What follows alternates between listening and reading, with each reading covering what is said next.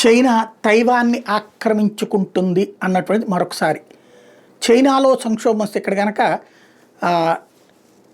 ఆంధ్రప్రదేశ్లో రాజకీయాలకు కనుక ఎప్పుడైతే ప్రభుత్వానికి వ్యతిరేకమైన పరిస్థితి వస్తుందో లేదా ప్రభుత్వం ఏదైనా డిఫెన్స్లో పడేటప్పుడల్లా షర్మిల ముందుకొచ్చి ఎట్లయితే డైవర్ట్ చేస్తుందో అదే తరహాలో అంతర్జాతీయ రాజకీయాల్లో కూడా విచిత్రమైన పరిస్థితి ఉంటుంది. చైనాలో ఆర్థిక సంక్షోభం తలెత్తినప్పుడు ఇప్పుడు స్టాక్ మార్కెట్ కుప్పకూలుతున్నాయి.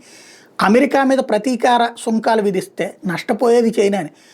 ఇప్పుడు చైనా వాడు వస్తువు అమెరికాలో కొనకపోయినా నష్టం లేదు, ఎందుకంటే భారతదేశానికి లేకపోతే ఇంకోటో తయారవుద్ది. అదే అమెరికా వాడి వస్తువు లేకపోతే చైనా వాడికి అక్కడ వాళ్ళు బతకగలరు.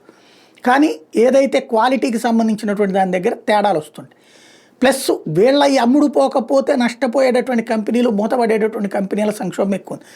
అందుకనినే స్టాక్ మార్కెట్లో కుప్పకూలమైన పరిస్థితి ఇబ్బంది పడుతున్నటువంటిది అయినా సరే. కానీ అక్కడ మొండిగా ఉన్నానని బిహేవ్ చేసేందుకోసం మేము టారిఫ్లు వేస్తామంటుంది చైనా. అయితే ఇప్పుడు అసలు సమస్య ఎక్కడొచ్చిందయ్యా అంటే ఈ తైవాన్ ఆక్రమణకి మళ్ళీ పెద్ద ఎత్తున ప్రయత్నం. అంటే ప్రపంచమంతా ఈ దృష్ట్యా ఉంటే అటుకెళ్ళి తీసుకుంటామన్నది.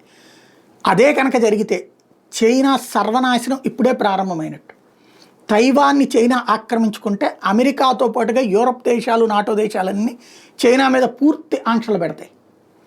ఇప్పటికే వాళ్ళ ఆల్టర్నేటివ్ మార్గాలు ఏం చేసుకున్నారు. వియత్నాం పనికి వస్తుంది, ఇండియా పనికి వస్తుంది. చాలా దేశాలు వాళ్ళకి ఇప్పుడు ఆల్టర్నేటివ్ కనిపించినాయి. చైనాకి బదులుగా ఇంకా తక్కువకి, చైనాకి ఎందుకు వీళ్ళందరూ పోతారు, తక్కువ రేటు కూలీలు దొరుకుతారని, తక్కువ రేటు ప్రొడక్షన్ కాస్ట్ పడుతుంది. అట్లాంటి బోర్డు దొరుకుతున్నాయి. ఇప్పుడు ప్రాబ్లమే లేదు. తృతీయ దేశాలు అట్లా ఉపయోగపడుతుంది. కాబట్టి చైనా అట్లాంటి తప్పుడు పని చేసి చేయగాల్చుకుంటుందా చూడాలి.